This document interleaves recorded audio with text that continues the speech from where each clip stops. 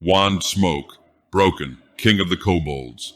During all my father's upbringing, there remained not a single fey to plague our once high home of Yggdrasil, for his father's father and those descendants before them had taken the task unto themselves. Despite the skraeling savages' constant incursions from the south, with swords of iron those heroes rooted out every last one of that murderous, thieving, child-snatching race. Because of this, I must forgive my sire his failure to purge Sealand of fairies during the course of his conquest. But now that the crown passeth down from King Gotrek to myself, his eldest son, Ogier the Mage, I shall carry the banner once carried by my ancestors. I will see every fairy on this island bound in chains the same as they hath bound the natives, and only then, when that cursed race knoweth the pain it createth by its very nature, shall I slay every last one, from the meditations of King Ogier, as preserved in the Union archives. The old king is right about the Fae and humankind. At least that's what we find after 4 days off-road exposed to the cold, at times hiking through woods or skirting remote settlements, always sleeping in shifts, ever vigilant for Glassboro mercenaries, marigold champions and shield maidens, hobs, fae, and wild animals. It was an awfully long haul for an awfully poor reward, the return of Dr. Alan Edgar to South. No one is happy about it, even if it does mean that he'll face justice for all the people he killed. Justice won't resurrect Len or the others who got poisoned, though, nor will it bring back Kevin, who died of an infection a month after his amputation. And then there's Roslyn, Broken's only friend and whole motivation for this manhunt to begin with. Given the state of the city, the girl's parents are probably hob food or half-hobs themselves. They certainly weren't at that rundown farmhouse we passed on the way out. The thing looked long since abandoned even before we poked around, and inside was somehow more desolate. 4 walls, a floor, and a roof were all that remained, no sign of a struggle. That's more than we can say coming home to South. We return to the township under siege by roving gangs of fairies. It's Ogier who first takes notice of the folk talismans hanging over the canvas tent flaps of the town's newest arrivals. Horseshoes or the heads of worn-out pickaxes or spades or any other tools made of rust and iron. Others leave offerings of salt, bread, and saucers of cream, all practices he'd seen in centuries past when the villages of Sealand were made to pay tribute to local fairies. And just the same as then, those homes that are unwarded have suffered terribly the fickle tyranny of the Fae. Several immigrant tents have been torn to shreds or else pillaged and burned, the cinders piled into heaps and littered with little footprints, yet there's not a soul in the street. It's eerie. Even at midday, there's only the howl of wind and the crackle of tree branches. So this is the great boom of South I've heard so much about, scoffs Dr. Edgar, looking around as much as his bindings will allow. I must say I'm not impressed, Deputy. It seems to me you've been derelict in your duties. The constable stares, unfazed by the comment, or if it did bother him, it sure isn't showing. Something has changed inside Grant since the start of the manhunt. I think it was always there, but the gash in his shoulder let it out to the surface. A harshness hammered harder by our experiences with the church and the foreigners and the mercs at the Crystal Palace. What few smiles he possessed have been bled out of him, like his soul has become stone. He shoves the doctor forward and lets the bound, crippled man fall flat on his face. Attention citizens and immigrant applicants of Township South. He pauses, waits for those in earshot to answer his summons, but not one person is willing to come out. Where is everyone? Asks Broken. Verva answers, they're hiding. It's just like a quarantine in Marigold. No, rasps Nostius, this isn't hob work. Goblins hate the light so much they put fires out. They wouldn't have burned these tents. Looks like a slave riot to me, says Edgar, rolling onto his back and grinning with ruddy teeth. He licks his split lip. Funny, I thought Gaston said you'd banned gremlins shortly after I skipped town. Did you go back on your word? The irony would be too much. You travel halfway across the country to catch me for the evils of keeping the little devils under control, and they burn down your town the few days you're out. And now Glassboro is going to burn as well, and you say I'm the criminal. The doctor beams at Grant over the whole of his spiel till the constable unholsters his wheel wand. At the click of the hammer, Edgar winces, then startles at the blast as Grant fires into the air. He announces again, "Attention! This is your constable and marshal making mandatory summons of all persons within proximity." He shoots the ground like a judge pounds a gavel. "Show yourselves or be branded an enemy of the public." This time, the tops of heads pop out from behind closed door flaps. Grant chooses one, a woman with smooth brunette hair hanging loose outside her two-man tent. He levels his death wand and commands her, "Now!" She scurries onto the snow in a ragged dress that by its sheen seems to be silk, cynic or Glassboro fashion by the pattern, woven with images of blossomed violet trees on a sanguine backdrop, slashed like Broken's black leather cloak, bearing the woman's neck and waist and shoulders, pale, unwashed skin peeking through the woven tree canopy. And she's not alone. Trailing her dress tail is a miniature version of herself, only clothed in simple linens and wools. "Broken," the little tag-along gasps. "Roslyn," my seer squeals. Never have I seen her this excited before, not even when we went shopping in Marigold. She races to meet her friend, fearless of the wand pointed her direction, and without a second's hesitation jumps into a hug. Tough kid. I think of the constant pain Broken is in, and how she hardly seems to notice it anymore. And brave, but that doesn't mean I'm comfortable with the constable aiming his death wand at her. I tap Grant on the shoulder and he holsters his weapon, broken free from the shock of encountering the unexpected. We spend the next several minutes asking questions, first to Rosalind's mother, Juliet, then to the other new citizens as they finally start sifting onto the road. Mostly I listen to Broken's conversation and fill in the gaps she left about her excursion to Glassboro. And there's new details too. From what I overhear, Rosalind's father was one of the first royals to turn, and that was around the same time the Zealots moved in. The city became too dangerous, and even their farmhouse wasn't safe once the PSOs drove the royal hobs to the outskirts. So one day they up and left everything behind with just a handful of rags, the clothes on their backs, and the cold northward road ahead of them. Even the tiny tent they have now they found abandoned when they arrived. "But we couldn't go back," the mother says to me directly.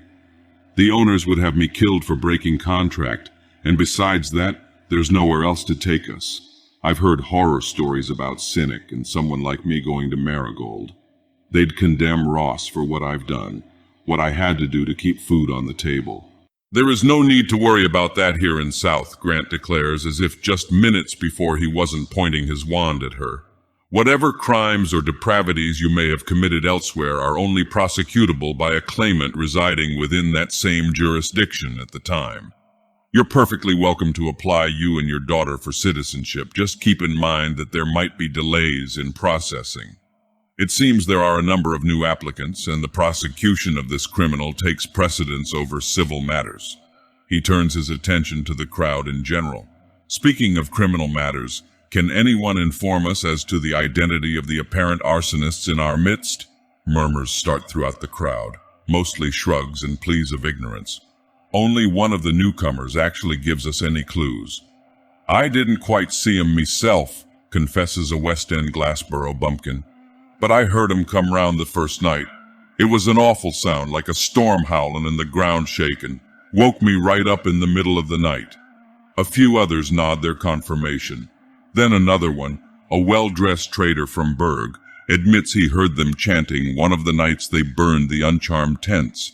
"Dear friends, it was terrible. From my cart I could see their shadows dance like devils on the canvas. No more shackles," they said, and praised the true king. Then they carried on and on. No more shackles, no more chains. "Kobolds," laments old King Ogier, vocal again ever since I transmuted the alkahest on my own. "Capricious ingrates. I should have slaughtered them all when I had the chance. Servile backstabbers, every last one. I hate to say it, but I have to agree.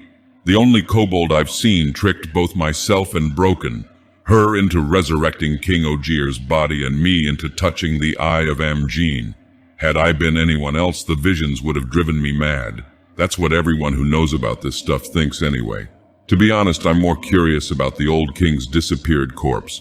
I've tried asking Ogier himself, but as glib as he is about everything else, on that matter he stays silent. A mystery for another time, perhaps. Just now I've got more pressing concerns. I questioned the trader about what the arsonist meant by praise the true king, but he doesn't know any more than he's told us.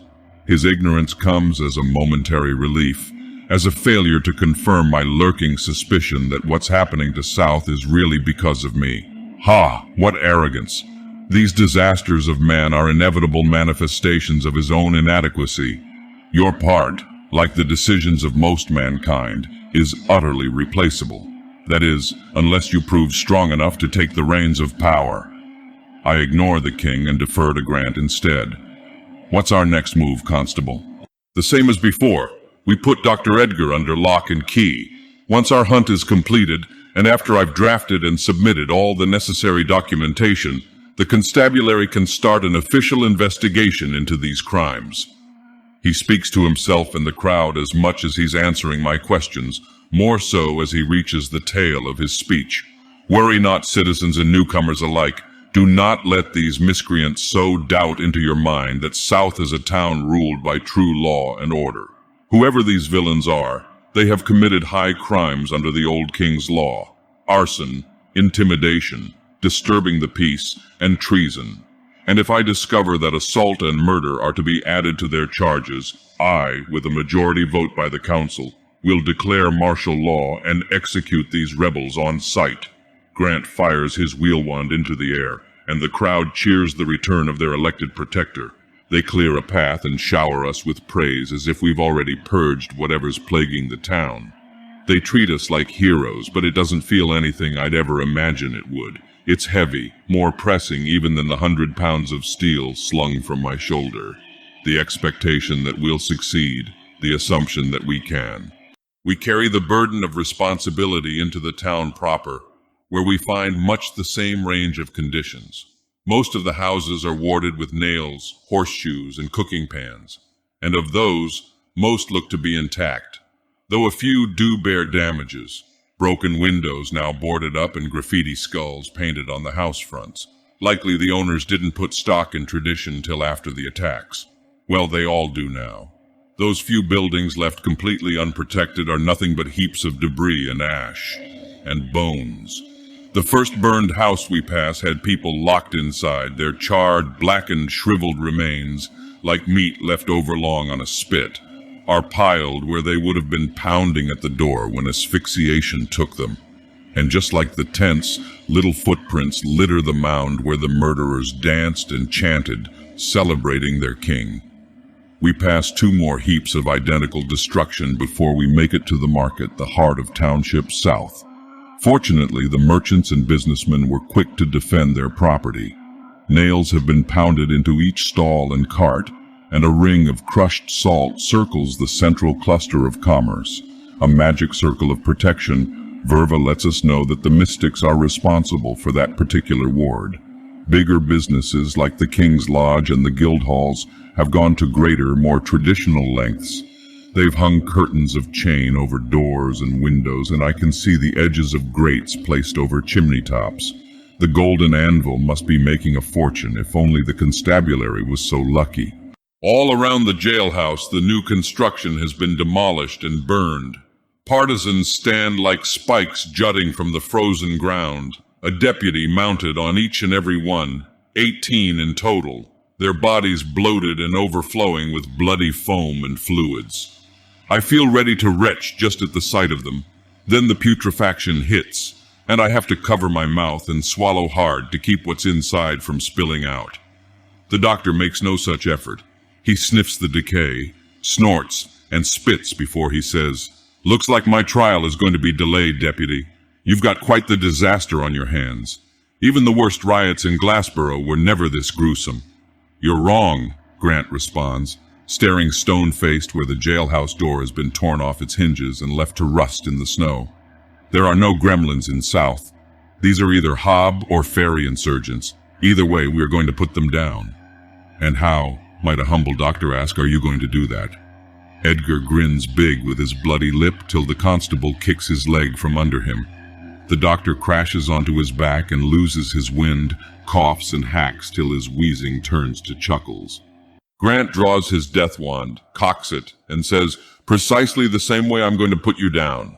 Without averting his eyes, he commands Nostius and myself, "You two, go check the guild hall and Gaston's mining office. These are official summons for Domhnall and Gus calling for an emergency council meeting to vote on the motion to institute martial law."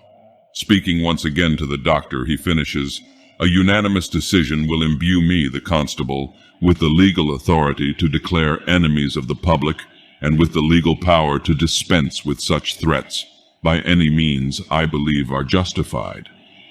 Grant places a boot on Edgar's chest and lines his sights between the downed man's eyes. "And the only justice for a man like you is a firing squad execution. Canti, Nostius, what are you standing there for? Move!" The apothecary scans the landscape, his wounded arm clutched fast against his body. With just one quarrel left to his crossbow, as impossible to operate as the weapon is with his injuries, Nostius would be helpless if attacked, and it shows. Nervously, he double and triple takes the surroundings, then starts off for the guild hall once he's sure the road is clear. I don't blame him for being scared. None of us are any less vulnerable than he is, which is why I arrange with Verva to hide Broken, to the girls' protest, inside the Mystics Guild Hall. The place is charmed with circles of salt and grates and chains, and a million other nonsense things, I'm sure, but it's the safest place for her aside for the vault, assuming no Fae have infested there as well. "So you're the constable's dog now?" asks Edgar bitterly.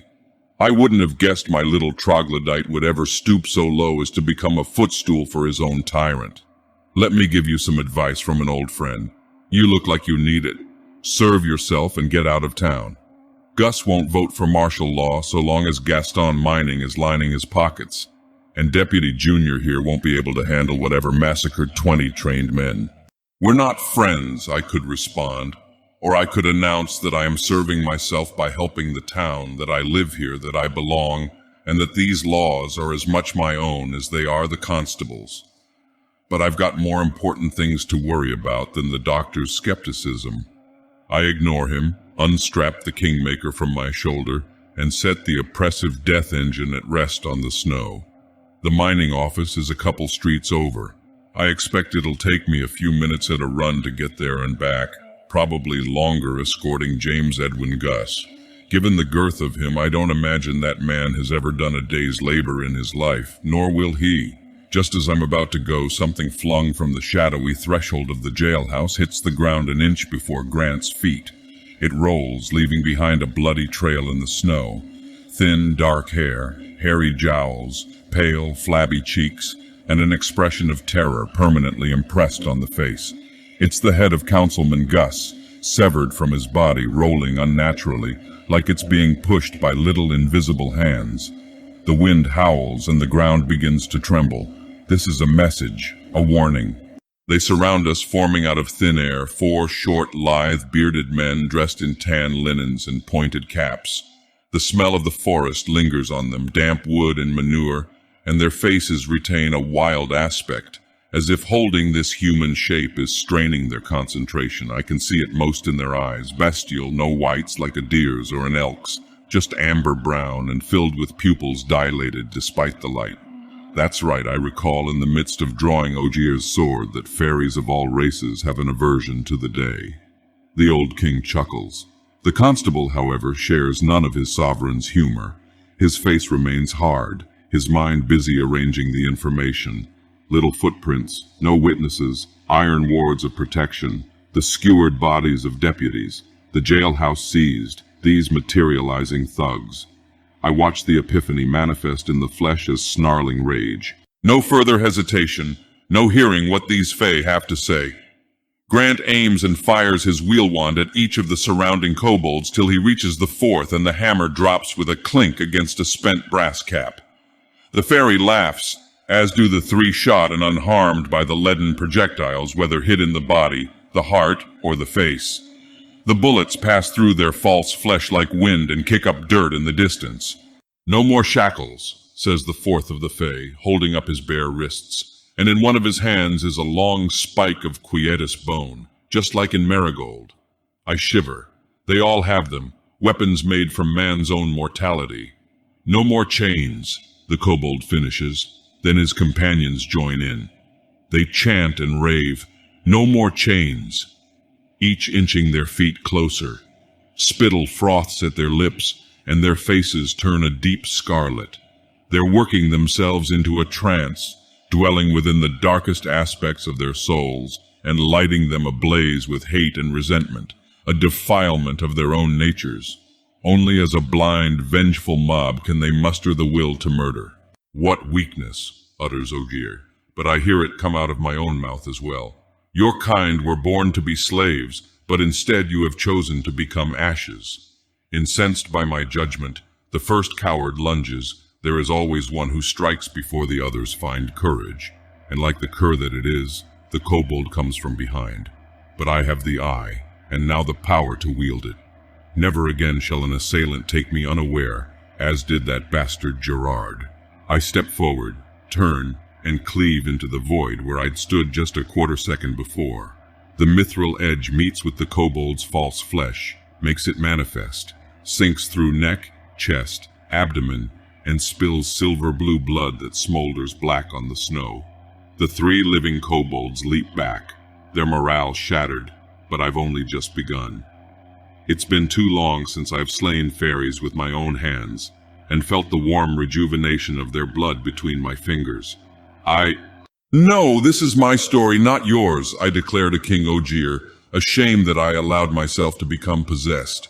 I was scared, and after losing the duel with that elfin cynic, the temptation toward power was hard to resist. It still is, especially with no one but Grant around. I don't need to worry about being a bad influence on Broken. That's no excuse, I know. And maybe I would have given him control regardless, or else in my weakness I'd have ended up dead. Instead, our attackers cower at their companion's cleaved corpse. They call over and over, their voices carried by the wind. Come quick, crowned king of the kobolds, breaker of shackles, slayer of men. The iron-blooded devils are at our doorstep. Come quick, our one true king. What are you doing, Trog? Ogier scolds me for not smiting the kobolds where they stand. But that would mean leaving him in control when it's clear to me that these fairies are just a bunch of useful idiots. They don't seem to have the stomachs for the crimes they've committed, which means once we deal with their supposed king, the rest will likely scatter. Of course, that's assuming we can deal with him. If I'm right about who it is, we should. I should anyway. It's my fault the crazed kobold got loose, I think, until the Fae crawls out from the jailhouse. And the question of should reverts to the question of, am I going to end up some macabre decor? The kobold wasn't a third this tall when we met in the tunnels, nor was he a quarter as muscled, at least he didn't seem to be at the time. If he was, then I was blessed to be blind. The Fae is terrifying. Small brown bare eyes, close set with hardly any pupil at all, a knotted gray beard grown down to the ground, a circlet of human bones, fingers and toes sewn together with silver wire, his chest exposed and scarred by prods of iron, and below, his adornment is modern miner's boots and thick mixed fiber cotton wool pants. If I didn't know better, I'd think he was human on the verge of transmogrification, but he's not. He's the same madcap fairy who tried to gull me into insanity, who tried to trap Broken in the tomb of the old king. I position myself between Edgar and the Fae, and tell Grant not to bother reloading his death wand. This is my responsibility. I'll handle it alone. So, you're the so-called king of the kobolds now, huh? That's quite a title since the last time we met. The hulking kobold crosses the gap in 5 preternaturally long steps, each reach of each foot like a breeze over shifting earth gliding him forward. Any human I met is dead long ago, he says, his voice high and scratchy as it was before. Even the thief is but bones for gnawing by the knolls. You mean Maddock? No, we burned that backstabber to ashes. The Fae King halts a double arm's length away, contemplating while his minions clutch at his legs. He shoos them away, looks to me and demands, "Show me thy face." I lower my hood and wince against the daylight, though I try to keep the eye of Amgine open. I want him to know with certainty who I am. and that his trick had failed during our last encounter under the old king's decrepit keep. I want him to see the sword pointed toward his heart, to see Amjin's mad stone piercing his wild eyes so that I become the Lord of Fear within the depths of his addled fey mind. I say, so it was you who burned those houses and murdered the deputies. I guess I was wrong not to have smashed your head in when I had the chance. I'd finish the job now if my mace weren't broken. Suppose I'll settle with carving you up instead. Thou, the hulking fey wrings his blackened fingers, blistered, probably from tearing the iron bars from the front of the jailhouse. That he actually managed that without disintegrating his hands is as impressive as it is foreboding, and he knows it. Confident, the kobold braves another fairy step, posturing so that his bare chest just touches the tip of the sword. It sizzles, but absent are the bright white flames I've come to expect. I've been searching for thee, Kanti. He utters my name like it's a threat. For thee and the broken girl who freed me from my prison. Yeah, well, that was an accident. And it's Lord Kanti, to you, and the girl is the seer of the black flame. Still with the titles, old trog, scoffs the doctor, amused. Some things just never change. Grant, however, feels quite differently about what I said. He interjects, wait, so you admit to being an accomplice to this phase invasion? He sets his wand at half-cock, lines up a loaded charge, and presses the muzzle against the nape of my neck. You're all under arrest for murder, arson, and suspected treason. You idiot. I watch the lesser kobolds become emboldened by the constable's threats. So too does the Fey King notice. Grinning, he gazes unflinchingly into the eye and whispers words of wind into my ears. As thou would have it, Lord Kanti, for this is an invitation. Our need for thee and of the power thee possesses outmeasures the tiny scuffle betwixt us. For what thou seest here is only the beginning. The old king is risen and is rousing awake his slumbering soldiers. Soon enough their bellies will rumble with eternal hunger for fairy blood. Soon enough he shall march on us, and once more will the fair folk war with the humans. Mankind shall always chooseth this, to treateth us as chattel or plague and pests.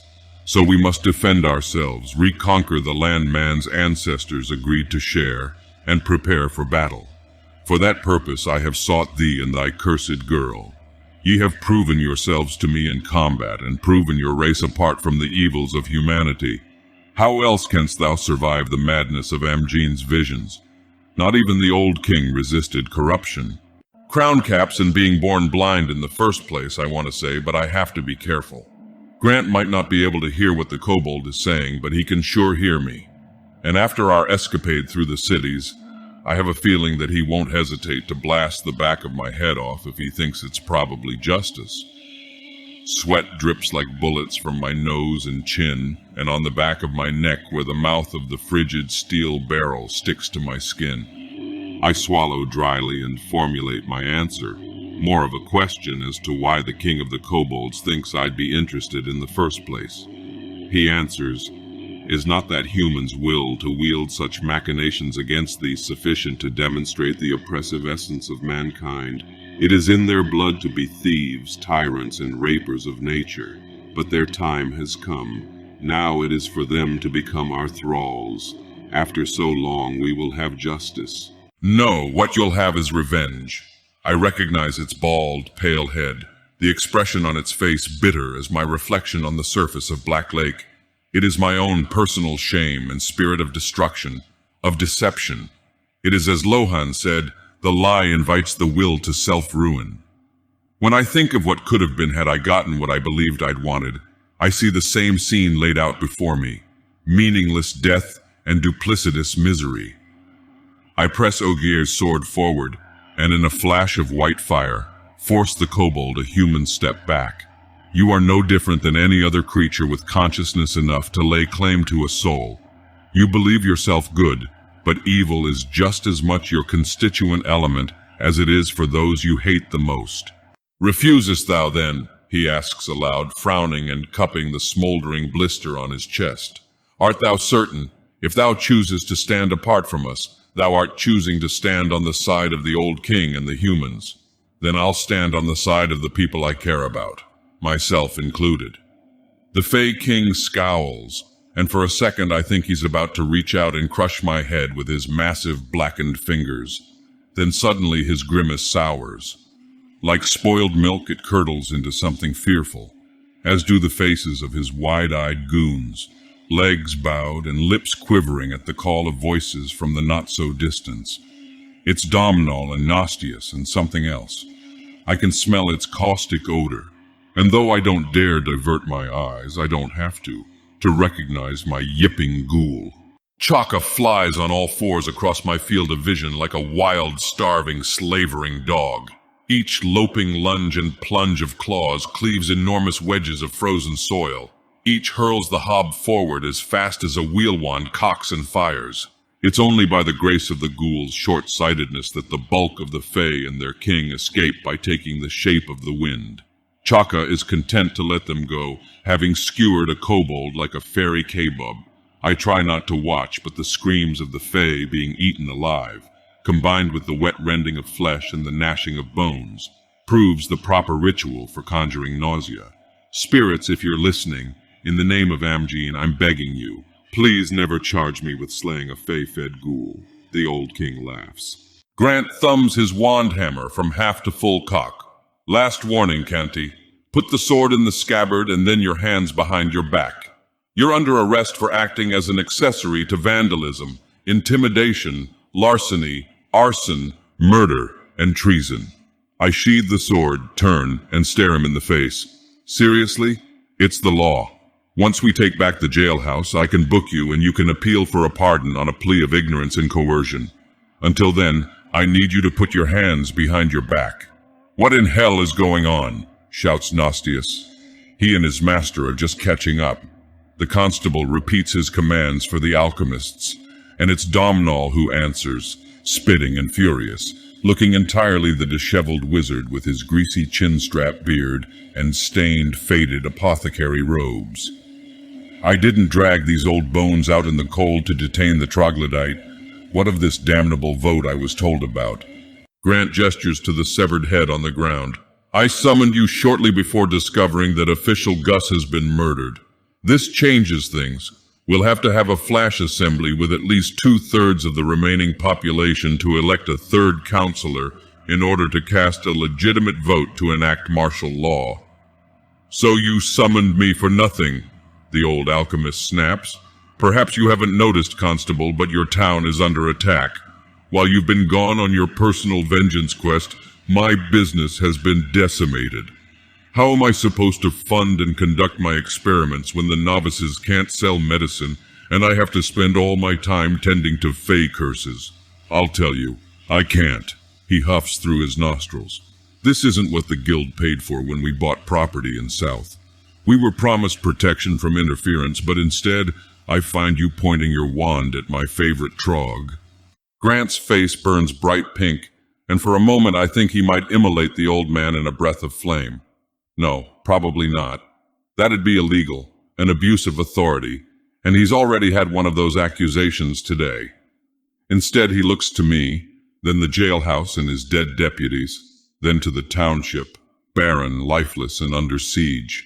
He decocks and holsters, utters through gritted teeth, "You're right. I have gone derelict of duty.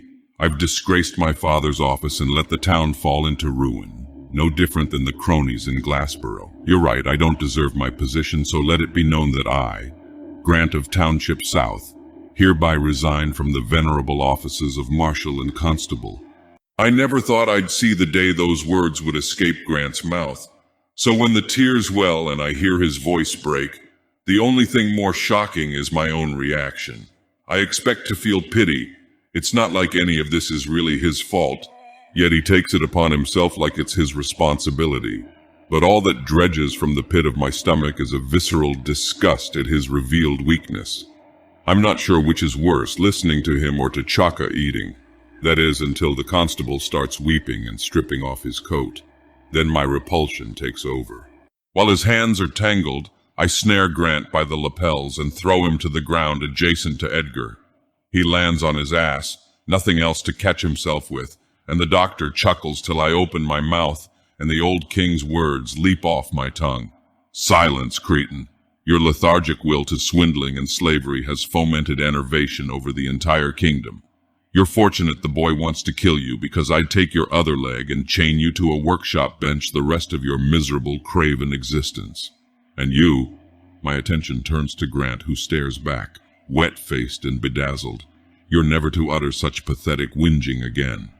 Now get up, declare martial law, and conscript a new team of deputies. But the law, we need to have an election. I am the law, and I say to hell with your election. Now get up and bring me the head of every fairy infesting South. The constable's jaw drops in sudden comprehension. What Ashland said was true then.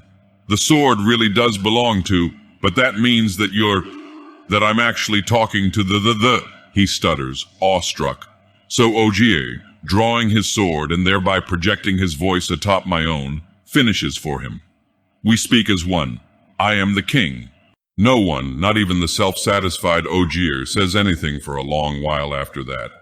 We pack up, exhausted and awkward, and take refuge inside the Apothecaries' Guild.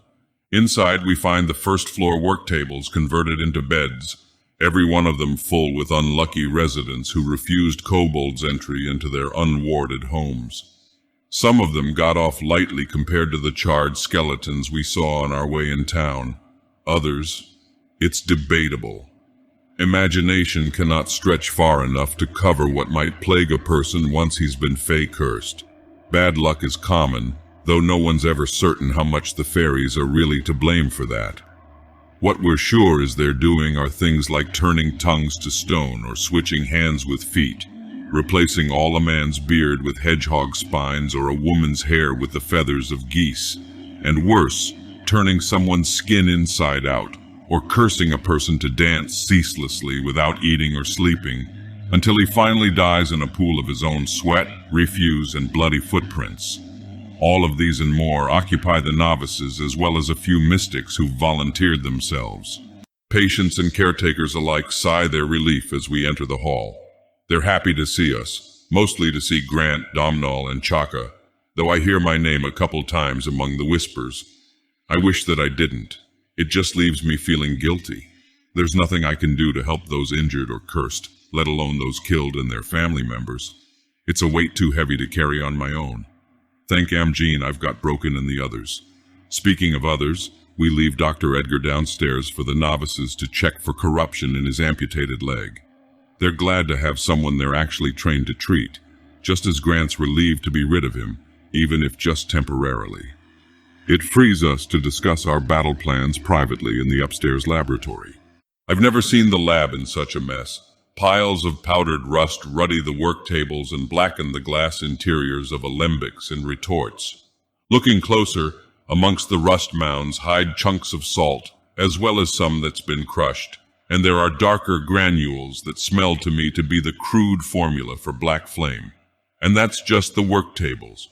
No surface has been saved. Not from the overflow of tools and chemicals, nor from shed ghoul hair stuck everywhere. There's miasmatic residue on the floor, the walls, and the ceiling too.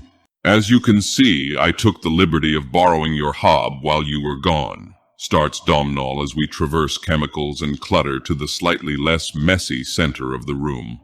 Quite the voracious fellow. He wandered into town shortly after the Kobolds announced their conquest of South. I watched it from the windows there. The little devil came loping out of the darkness in the middle of their demands, and those feather-brained fae must have mistaken him for a man. They descended on him with quietus knives. First time I've ever known fairies to carry them, and the first time I've observed their effects on hobs. That is to say, there aren't any. The daggers dissolved on contact, and of course the stupid kobolds panicked while our ghoul friends snagged one by the ankle. Took the whole foot right off. Didn't you, you little monster? Chaka yips and settles onto a bed of shed hair where he gnaws on a metal pipe like a dog would a bone. Domhnall continues, when I saw how his skin and salivation dissolved fairy flesh, how the hob's body swelled with just a mouthful of fey, and how, even at night under the light of the moon, the kobold was made manifest by contact with miasmatic fluid, I thought, you're onto something, Domhnall. But then the cursed started coming in, and since then, I've hardly had a day to run experiments. Fascinating, I say, more sarcastic than intended. Now, can we talk about how we're going to get rid of these kobolds? I want to check on Broken and Verva sooner rather than later. The wizard huffs. What impatience! My useless apprentice has rubbed off on you, hasn't he? You'll never complete the magnum opus with such a dullard's attitude. Counselor, Grant interjects, you are to speak to the king with more respect. He's not speaking to the king, I tell the constable and warn him not to trust the evil old tyrant. Not that I'll get through to him. Grant is too enamored with the righteous ruler he imagines Ogier to be, and any word to the contrary he treats like blasphemy. I don't know what worries me more, what the old king told him, or what the constable suggests we do to quell this insurrection. He wants to smoke them out, just like we did with Edgar in Gaston Tower, round them up at midday tomorrow and flood the jailhouse with miasma. Won't be enough, says Nostius. I mean, I could use the dead deputies for materials, sure, though they look like they've been decaying quite a while. Still, they're probably plenty enough to fill the jailhouse, but fairies are damn hard to pin down. They'll turn to wind or water or stone and bugger off to a different house before we can gas the first floor. Grants rubs the peach-blonde scruff on his chin, then looks to Domhnall. You reported that the miasma prevented them from shape-shifting, correct? Without waiting for an answer, he returns to the apothecary. We just need more miasma then, enough to fumigate the entire market square so that there is nowhere for them to run. Yeah, I guess that could work, but where in hell are we going to get that many bodies? This isn't like Gaston Tower. There had to be at least 100 people in there where the miasma could concentrate. Out in the square, a strong wind could blow it away as fast as we make it. The constable glances back and forth between the shuttered windows and the stairs, grimaces and inhales deeply as his gashed shoulder will grant. He glances again, mutters something under his breath, then asks, Can you use anything aside from corpses? Nostius shrugs. Maybe dead elves or gremlins, anything with a remnant of a human soul. What if the soul is still intact, like in a living person? The journeyman follows Grant's eyes to the stairs and the windows. I don't see why not. Might even make a bunch more. Before they can say it, I put two and two together. They want to use the Fey-cursed patients in their transmutation. I expect an idea like that from Nostius, but from Grant it's like cold water thrown in my face. The chill rolls down my spine and into my stomach, an indigestible fact, their lack of humanity. You can't be serious, I say. Grant replies, his voice steadfast as stone. I'm only ever serious. But there are at least 30 people down there, people who expect us to protect the town. We will, thanks to their noble sacrifices, conscripts. The cold roils my stomach, rushes up my gullet in a vomit of rage. We've done some questionable things during the course of our manhunt, but this is one step too far for me. These are human beings, same as us, same as Broken. I think how easily she could be numbered among them, as someone cursed and cast aside, murdered for component parts. This is wrong, I start, but it doesn't seem strong enough. Then I think of Lohan and the words come to me. This is the spirit of destruction. It's the easy evil that leads to tyranny, suffering, woe, and revenge. Nostius rolls his eyes, jaded to any language that's used by the church. But the constable is curious. He questions, Is that so? What does the old king decree in regard to our strategy thus far? You're not talking to the old king, you're talking to me. I see, he says, disappointed. Then there is no need for further deliberation. My decision has been made. How? It's not like the old days, Constable. You don't have the authority on your own. Affirmative, he replies, and for a second I think I've got him cornered. But Grant's moral borders have expanded with the townships. However, he evokes the words of Ogier's ghost, I have been ordered by the old king himself, and his commands I am obliged to obey. Therefore, as marshal and constable, I hereby declare that South is now under martial law until every head of the insurgents is on a pike. Any further complaints or resistance will be considered treason. He unholsters his death wand. All opposed? No one says anything, so I turn to Nostius and Domhnall, ask, You two are fine with this? The apothecary shrugs. Wasn't a problem when we were killing workers and patrolmen in Glassboro. I don't see what's so different here. I'll get to continue my experiments. That's what's different, blusters the old wizard. It's nothing surprising, their apathetic responses. I don't know why I hoped for something more. Chaka! I call the hob from his bedding in the corner and turn my back. They can take their plan and rot for all I care. I'll have no part in it, and neither will Broken. I say as much on my way toward the stairs. A wand hammer clicks, and I'd like to think he wouldn't dare, but my body knows better.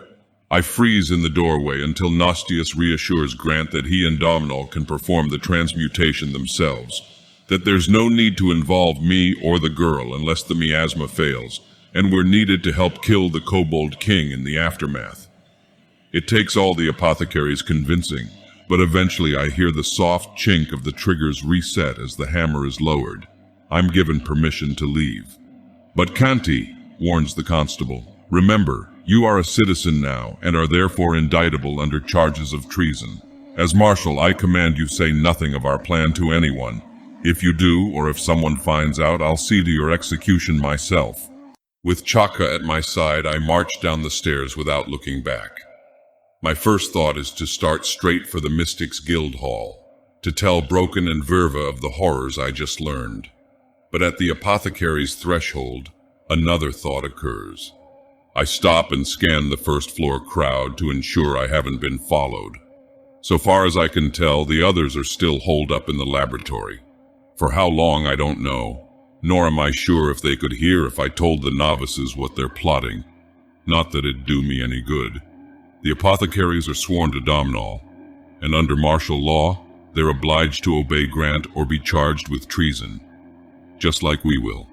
I ask one of the novices for quill and paper, and the location of the doctor so that I can record what he's learned about Crown Cap elixir. They've placed him on the floor atop a bed of dirty blankets near the door to the basement, as away from everyone as the cramped quarters will allow. As I approach, I can't say I'm glad to see him sprawled out and sleeping peacefully, as if he isn't culpable for helping destroy a city, for the deaths of townsfolk, for profiting off my impoverishment. But he's all I've got for an ally if I want to stop the massacre.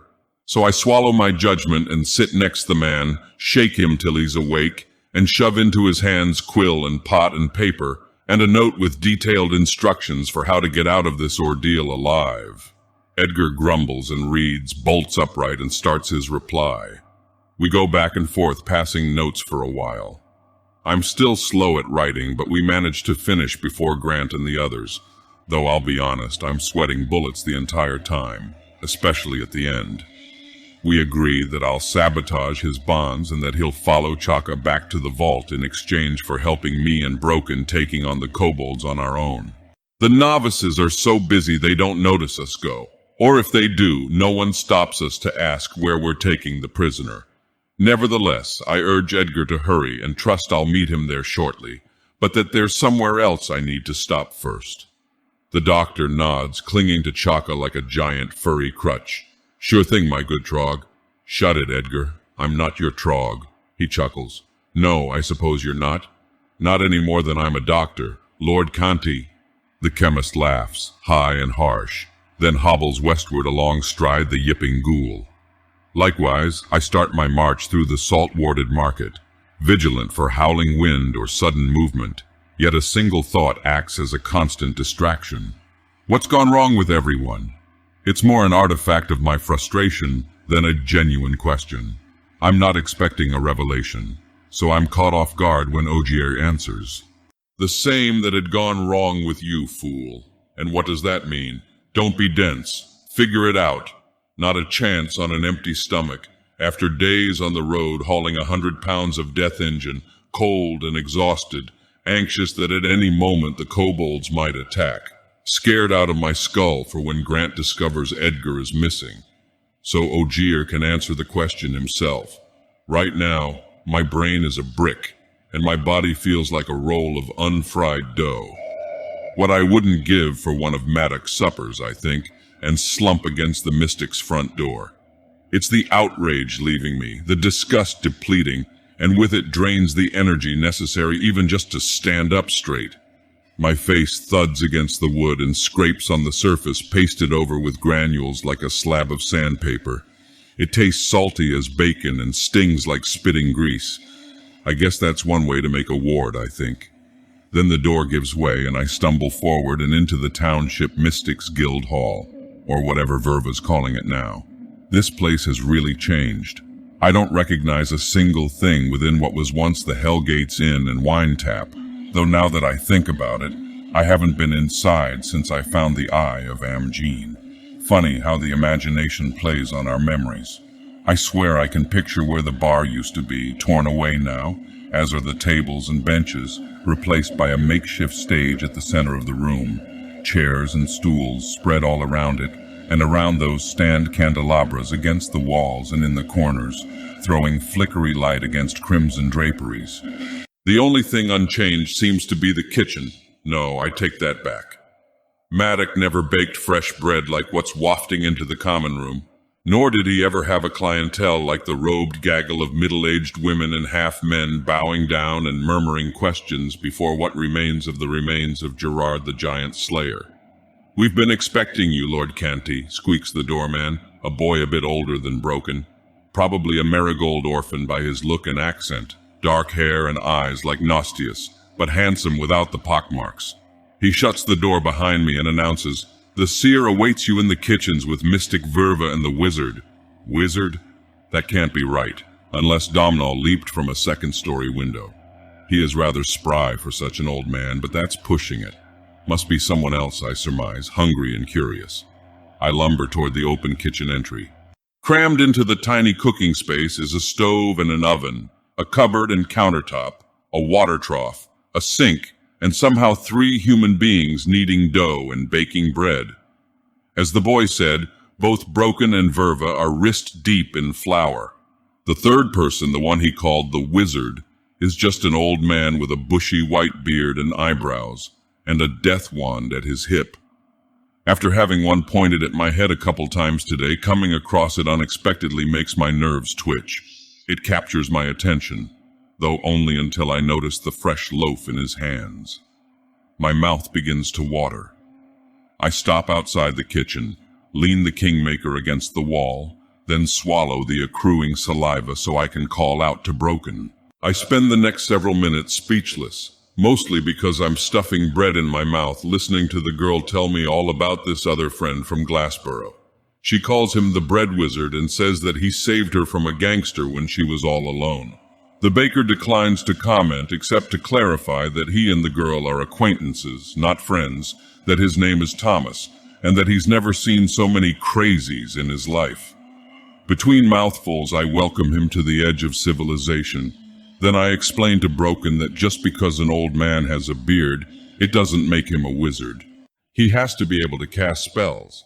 She counters with, "But Domhnall doesn't understand anything about occult magic, and people call him a wizard." "You're right," I admit, "but he is an alchemist, and I'm not sure that the occult and alchemy are really any different." "I don't get it. Isn't baking bread the same as a transmutation?" Thomas laughs and pats the belly of his apron. I chew on the last of my loaf till I come up with a comparison. It's like how Edgar is a chemist, but he calls himself a doctor. He can pretend he knows what he's doing when people come to him for help, but when he actually tries making medicine, it kills people or turns them into mushroom men. Yeah, but when I try to resurrect people, it turns them into monsters instead. Except Gerard. He just stayed a skeleton. About him, I start to ask why the mystics are worshipping the giant slayer's skull when Verva interjects. She steps out from the cramped kitchen, wipes sweat from her forehead with a rolled sleeve and begs, "Please, forgive my intrusion, but you mentioned Dr. Edgar. Has Grant resolved what shall be done with him, and the kobolds as well? The junior mystics let us know that's who's responsible. Hence why we're spreading salt and baking bread, making gift wards against house fairies." "Except their bread was shit worse than a loaf of sawdust," the baker scoffs. "They came around to our tents handing the shit out, and I said I ain't feeding that to the horses. First time mouthing off ever got me a job," he slaps his belly again, "and a new apron. Last one got a little messy on account of the brat here." He pats Broken on her puffy red cap, and a flurry of flour fills the tiny room. It covers the girl's cloak and cloaks the rest of her clothes. She's none too happy about it and makes sure Thomas knows that it is, in fact, really entirely, completely all his fault. I try my best to ignore their squabbling and to answer Verva's questions. We start with the plan that Grant and Nostius schemed up, move on to the enemy's identity, then finally I confess my actions regarding Edgar. I understand, she says as we reach the end of my explanation. We've seen more than our share of death recently. The mystics are with you, Lord Conti of the Black Flame. How do you think we should best proceed? My cheeks flush at her reverence, and Ogier sniggers at my embarrassment, but at the same time I feel something different from him, something akin to joy. What is it? Pride, you stupid troglodyte. Pride. What have I done that's to be proud of? Of course, the tyrant bastard doesn't answer, leaving the question to fester as I reply to Verva. I'm going to work with Edgar to rig something up that'll let me talk the kobolds down. You're going to what? Broken yelps, rushing out from the kitchen as white as a phantom.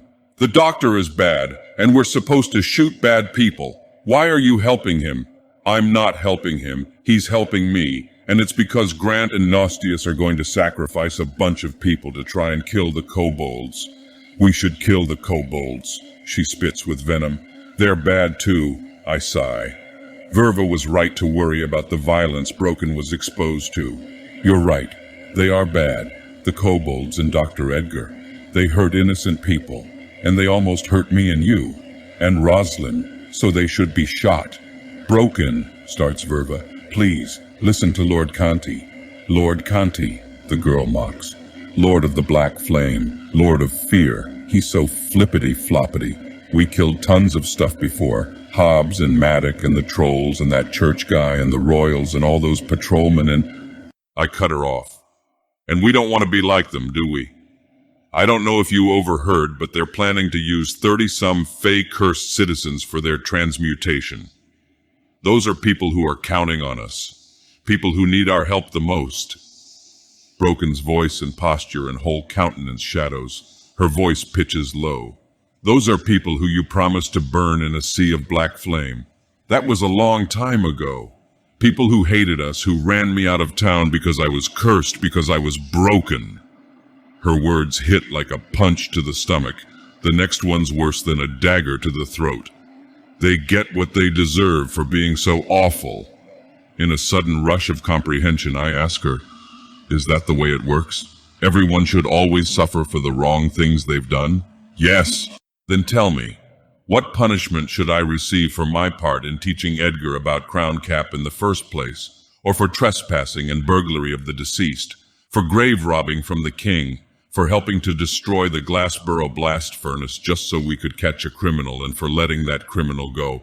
What punishment do I deserve? Broken looks at me, confused and distraught, and frustrated she blurts out, I don't know.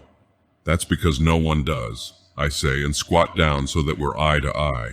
I pat her on the head and a cloud of flour plumes puffier than her cap. Her jaw clenches, crushing any laughter as the powder falls on my head. No one knows, I continue, but they all think they do. Grant, the church, the old king, Lohan, this so-called king of the kobolds, even me in the beginning. We believed ourselves wise enough to judge other people and even the world. We called our judgment justice. But that's only because we couldn't stomach what it really was. Because what we really wanted was our revenge. I don't understand, the girl pouts. You're not making any sense. So it's not good to shoot bad people? Do you think I should be shot for all the bad things I've done? She glares at me, puffs up her cheeks, and gives a big huff through her nostrils. Clearly she doesn't like the question, but it's the second time I've asked, and she knows that I know she hasn't really answered. So after another fit of cross-armed huffs and glares, she finally admits, no, I don't think so. Why not? Because, she mutters, because you're like my dad. That catches me off guard no matter how many times I hear it. Now I'm not sure how to respond, so I babble the first question that comes to mind. And what makes me like your dad? I have no idea where I'm going with this, not until Broken answers. Because you work all the time and make me help with the mining and studying, and you tell me it's all right to do dangerous things when you think they're good, and when they're bad you say no, and when they're really bad you stop the Hobbs and monsters and fairies and bad people. Then we go swimming or get presents or new clothes. Wouldn't it be better if the bad guys did that too? Did what? Tell me it's all right to do dangerous stuff? Thomas and I both burst into laughter, and even Verva and Ogier chuckle. No, I mean, wouldn't it be better if they worked at improving things instead of hurting other people? Ooh, she says. Yeah, but no one wants to do that. I grab the hilt of Ogier's sword and feel the haunting spirit course electric in its scabbard, and that's why we're going to make them. How? Well, it turns out that our store of dried crown caps, originally meant to be crushed into pellets, can be made much more potent by boiling in an alembic. The one I've got in the vault for making proxylic spirit is small, making, and not transmuting. Edgar let me know that the incantation I've been muttering over the steam isn't required. So by the dark of winter morning, before even the twilight can rise, we've only produced a few bottles of the weaponized, double-distilled, black flame trigger-rigged elixir. But a few will have to make do if we're to stop Nostius and Domnall's miasmatic massacre. Of course, that's assuming nothing goes wrong with the plan I've concocted, because if something does, things could get a lot worse. And I'm not the only one to worry. You're sure this will work? Broken asks for the 100th time as we leave Edgar Chaka and the vault behind, and again, as we return to the Mystics Guild Hall, and once more, when we depart with Verva and a couple junior members in tow. I hope so, I answer whenever the question crops up.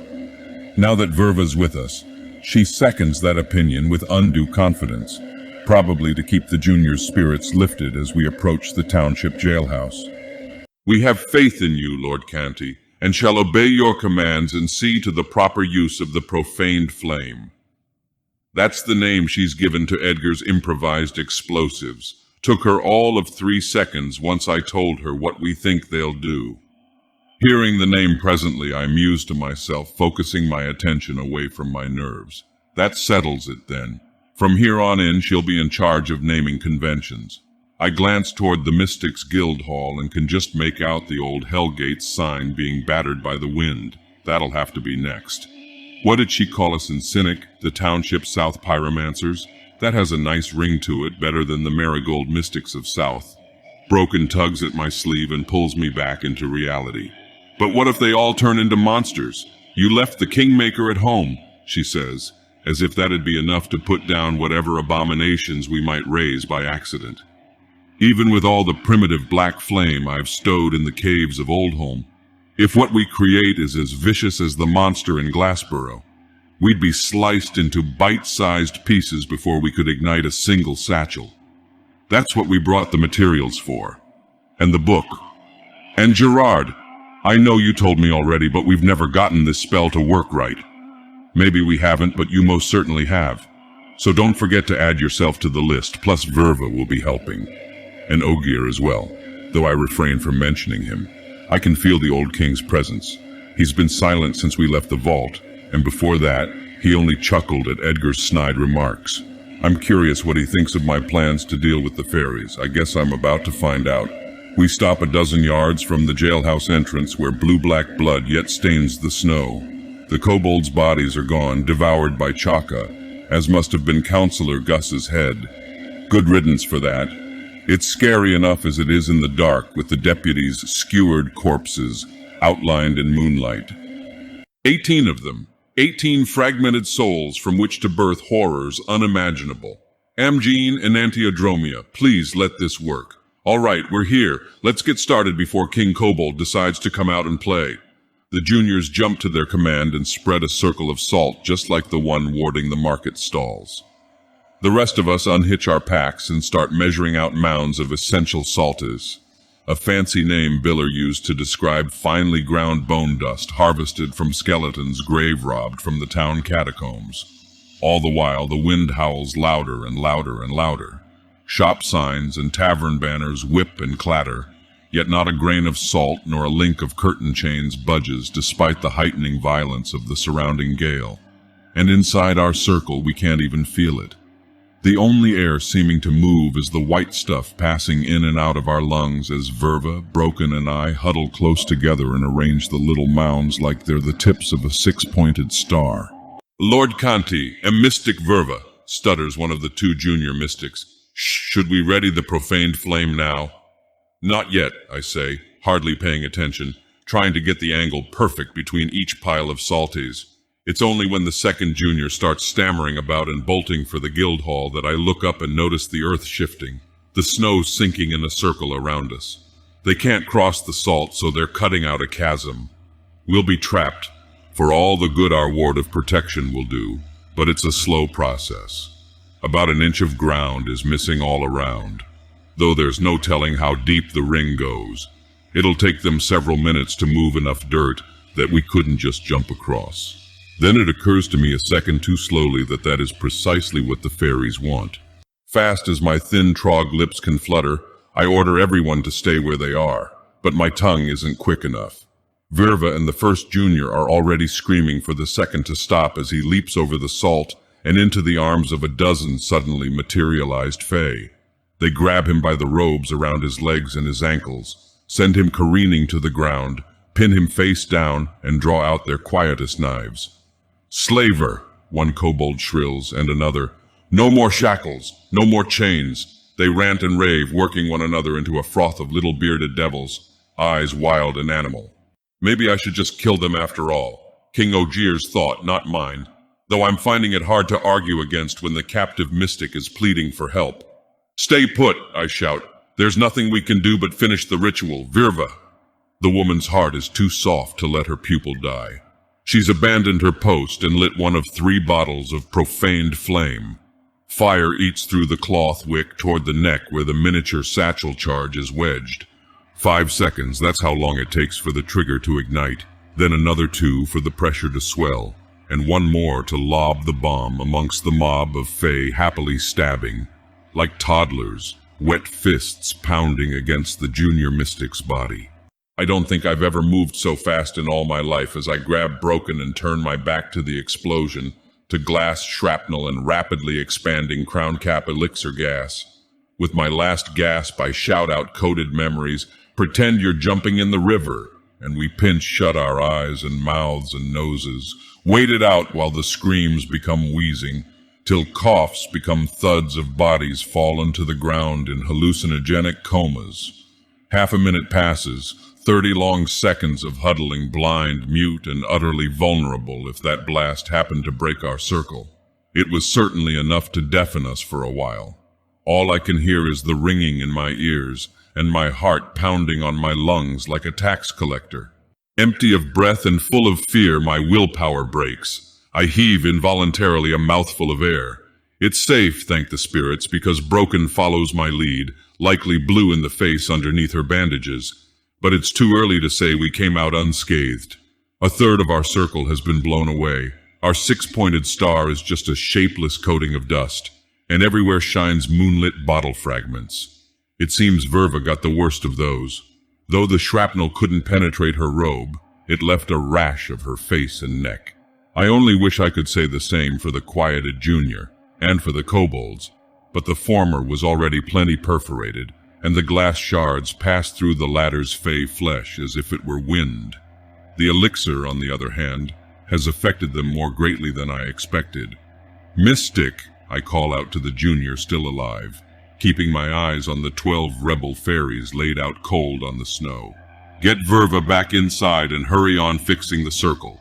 No reply. Just Broken struggling to get free of my grasp so she can render aid herself. I'm not letting that happen.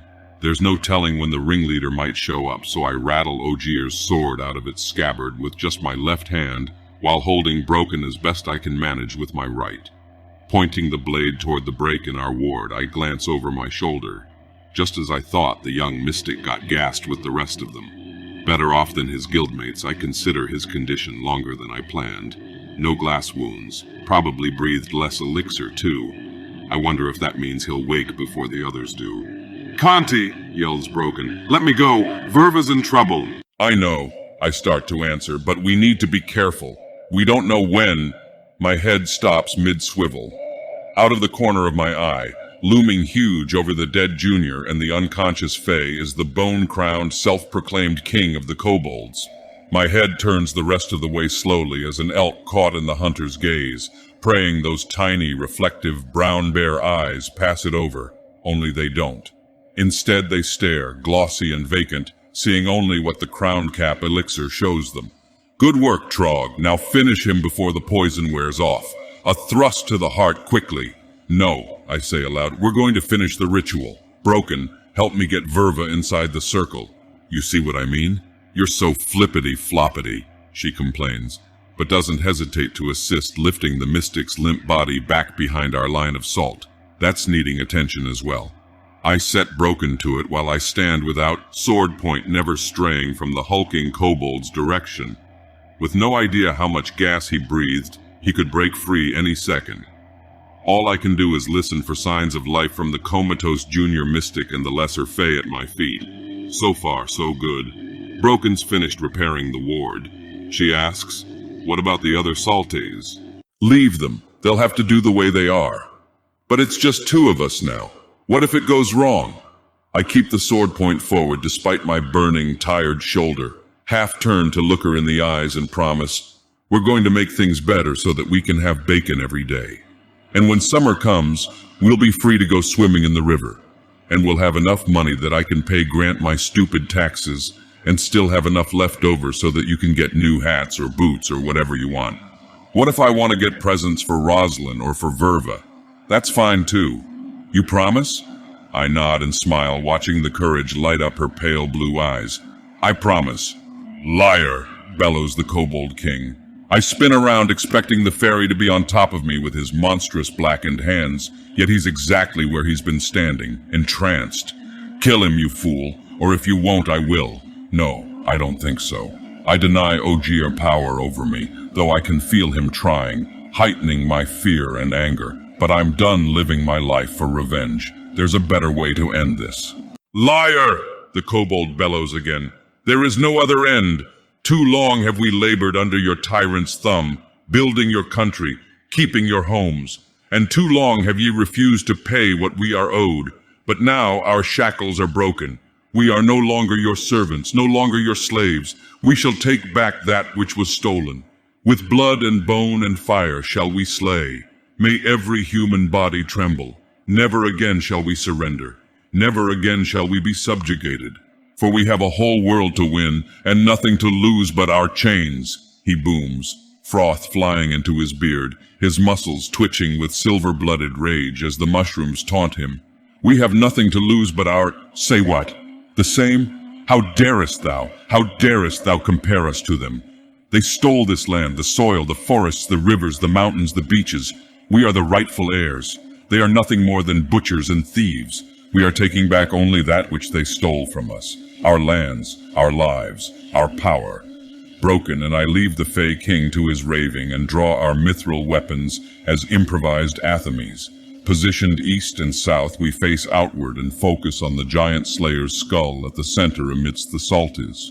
We begin the incantation. She, I, and Ogier, we speak as one.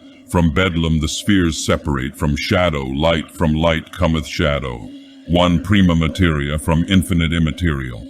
Come, Ouroboros, dissolve the spheres. And the Great Spirit answers, not through words, but by the distant crackling of bones, and the soft slough of bodies plucked from partisans. Peering through the eye, I can see them disassembling, vague shapes in the darkness becoming vaguer and swelling with the chaos no longer separated by the outer borders of the soul.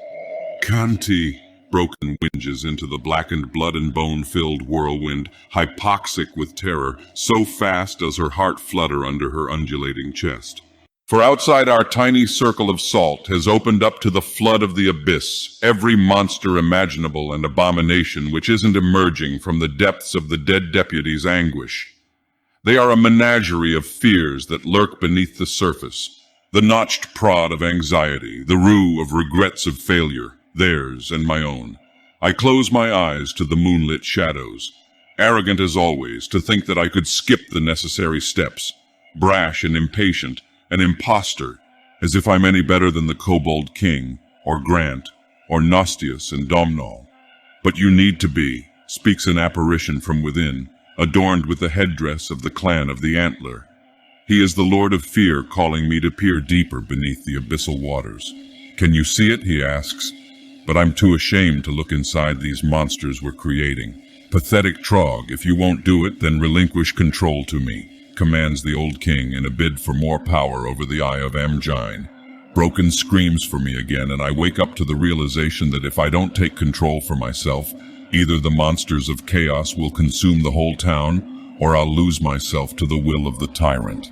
I have to choose, and I have to do it now.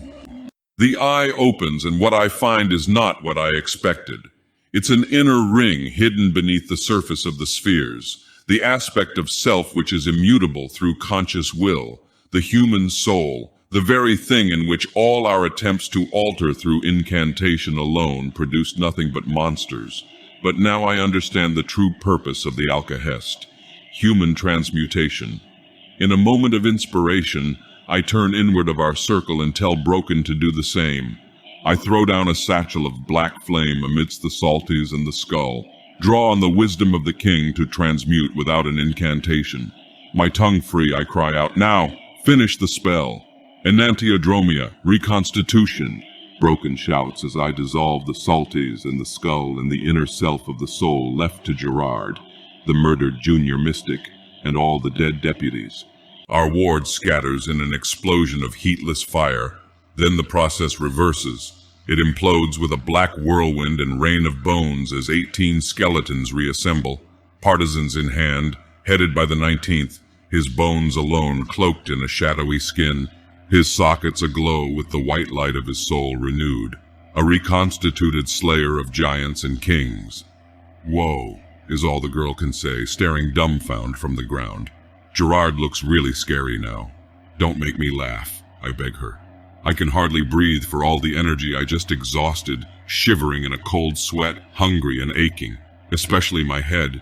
Brain-lightning migraines bounce from left to right, and that's clinging onto the sword with both hands. I'll be cradling this thing like it's a baby for a while. For now I ask Broken to have her new thralls round up the Fae, and take that crown off the big one's head. We're going to need it to pay Van Edwin, let alone grant stupid taxes. I sigh, ready to collapse next to Verva, and rest my eyes for just a few days when a terrible braying sounds amongst the fairies. It's what I was afraid of. They're waking up, and that means the elixir's worn off, which means that the king of the Kobolds is most definitely free of its influence. Or so I assume until I find him where he's been this entire time, curled into a ball, blistered hands cupping his ears, catatonic and murmuring. Then our eyes meet, and for an instant I see the hatred this kobold bears for the nature of being, human and fairy alike. "Broken!" I scream as the king of kobolds Fae lunges. Earth shifts under his feet and throws his body forward. So much mass, so much speed, he can't reverse the inertia hurling him toward his inevitable defeat. The steel heads of half a dozen partisans in the hands of dead men he'd killed personally. At the girl's command, they're thrust in unison, embedded deep into the Fae King's body. "Good job, deputies. Now hold him still. The rest of you arrest these criminals. I want every last one of them slapped in irons." She pauses, then pretends she's received a response. "What do you mean you don't have any manacles? Then how are we supposed to arrest them?" Turning to the Black Revenant, she commands, "Gerard, go get the chains off the Apothecary's Guild Hall." But the giant slayer just stands there, immobile, glowering pale shafts of obstinate light. Broken isn't having any of that. She comes at him sharp as the dragon lance. "What? It's not like the grumpy old wizard needs them anymore. And what else are we going to tie these criminals up with?" "Nothing, that's right. So get going, you bag of bones, before I shoot you with lightning." Another long pause drags on, the two staring down till finally Gerard gives in to the girl's wants and goes about collecting bonds for our new prisoners. "And see if you can find Deputy Boone's boots while you're at it. And Canty." I hold up my palm. "Hold on. King Kobold and I need to have a talk. But Verva's hurt. You have to get her inside. Have the deputies do it." "But," I look at her sternly as my sagging eyelids can muster. "It's important. Now tell them to pull out their partisans before he dies." It takes some fussing, but eventually Broken complies. The 6 skeletons draw their broad steel blades from the blackened wounds left self-cauterized on the kobold's chest. Without the support of the partisan shafts, the Fairy King collapses to his hands and knees, coughing blue-black blood onto the snow. But never does he drop his head, I notice. The power of the crown must be what's keeping him from death. He can't afford to let it fall. So I set the edge of Ogier's sword beneath it, ready to fling the string of bones off the Fae's head at any moment. This is your last chance, Kobold King. Tell your sheep that you surrender to Township South in the clan of the Antler. Made prostrate by pain, he glares up at me, hateful. My name is Dermot, human. Do with me as thou wilt, but I shall not supplicate myself to thy kind, and to my brethren. He coughs another blood stain on the snow. Keep the revolt alive in your hearts and in your bellies. We shall rise again. We shall take back our... I slap the side of the old kobold's face with the flat of the blade, and he grits his teeth as not to flinch and unseat the crown. I've heard enough of that. My head aches bad as it is. Now, do you have any actual last words before I chop off your head, or have you finally come to your senses? Yes, the bastard groans. And for just a moment my hopes jump as high as the moon that things might really go as well as I planned they would. Then he opens his mouth, and those very same hopes come crashing down, another stain on the snow. There is this I must say for the sake of my brethren. I was wrong about thee, Conti, he who stole the eye of Amgen. I thought thee part of the greater good, a soldier on the side of justice. Instead, thou chose to be another of Ogier's boot heels, another arm of the tyrant. Damn this stupid fairy. Why won't he just surrender? How's it better to be dead than to live and fight another day? It's no use, Trog. You'd be better off trying to reason with a woman than the Fae. They are little more than beasts, and cannot be made to see the error of their ways. I ignore the old king and try a different angle. After all that risk and pain, I can't let it have been for nothing. So you're just going to abandon your kin to their fate? You led them into this catastrophe. Aren't you responsible for leading them out of it? Word shackles of the slaver, no different than the doctrine professed by clerics of the Shadowed King. I shall not be supplicant to these tools of human power, and I shall speak no more. So go on, strike me down if thou darest. If thou darest, a threat, a test to see if I really have the nerve. No, it's a challenge to see if I truly believe I'm in the right. Without a doubt, he's convinced he is, even after the crown elixir visions, so much so that he struggles onto one knee, eyes locked with mine as he moves to reclaim his feet. It's as I told you. He will blame you for my rule, and even for the consequences of his own failings. Strike him down and make an example for the others, or else grant me the power, and I'll see that it's done. But we came so far. I want to do this differently. I don't want to be like the others. You're not, says the Lord of Fear, but that means you can't control others' decisions. Kanti! Broken screams as the Fey King starts to rise before me. There's no more time. I wind back my sword arm and close my eyes, aim for where I can't miss the crown, straight down atop the kobold's head. Do it then, he roars. My hand locks in place. I didn't want it to end this way, yet I force past my hesitation, swing the sword and feel the tremor as the shock shoots into my wrist. The crown clatters to the ground, as does the fairy's corpse. We saved the town, Rosalind and her mother,